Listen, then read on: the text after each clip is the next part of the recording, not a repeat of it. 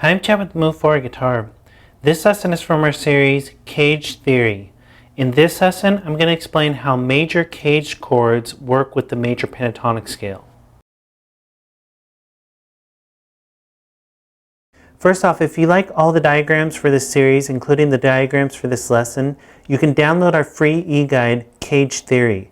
But I am working on it as I'm filming this lesson, so it might not be available as you're watching this lesson. If it is available, a link will pop up on the screen that'll allow you to download it. And like I said, it's free, so there's no reason not to download it when it is available. This is part 8 from our series CAGED Theory. If you'd like to go back and start at the beginning, you can click the link on the screen. So the next step that I think is important for understanding the CAGED system is understanding how it works with the major pentatonic scale. And again, if you don't understand the major pentatonic scale, I'd recommend checking out our series Music Theory for Guitar, where I talk about that and much more.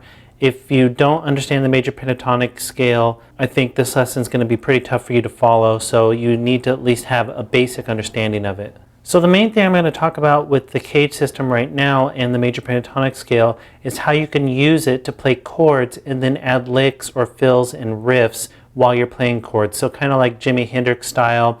I mean, it's not just his style. There's lots of people who do that and lots of different styles that have that in there. But it's something where you can play a chord, throw in a lick, and this will really help you visualize what notes are available around that chord. This can help for soloing as well, although I think it's a little more practical for playing chords and then adding in licks. And there's some other stuff that you can use the CAGED system for making soloing easier, which we'll talk about in upcoming lessons. So on your screen right now is the G major pentatonic scale on the whole fretboard. And if we were to take pattern 1, which is what's shown right now, within that pattern there lies a CAGED chord. And we're talking about major CAGED chords right now because we're talking about the major pentatonic scale. So within G major pentatonic scale pattern 1, you have the E shape bar chord.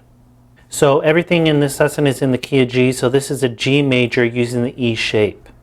And the reason it's important to be able to visualize that is because now you can visualize this chord shape within the whole pattern, the G major pentatonic pattern 1. And when you play this chord, now you have options of these other notes that you can add in if you want to add in little licks or fills in between playing chords.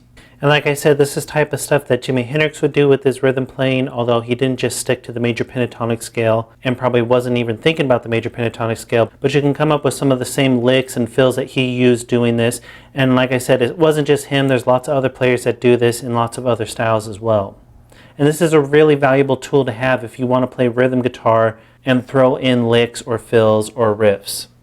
And then we can just do the same thing for every one of the patterns. So that was pattern 1, which contained the E shape.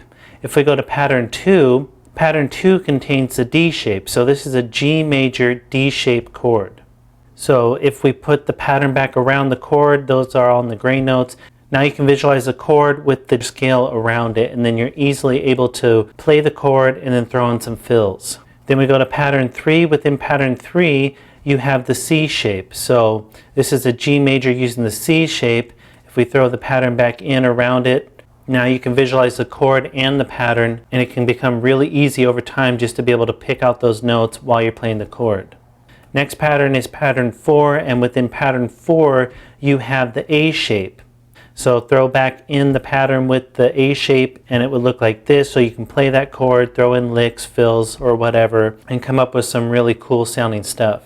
And then the last pattern is pattern 5, because the major pentatonic scale has 5 patterns. Within pattern 5 you have the G shape, and then if you throw the notes back in, you can visualize both at the same time.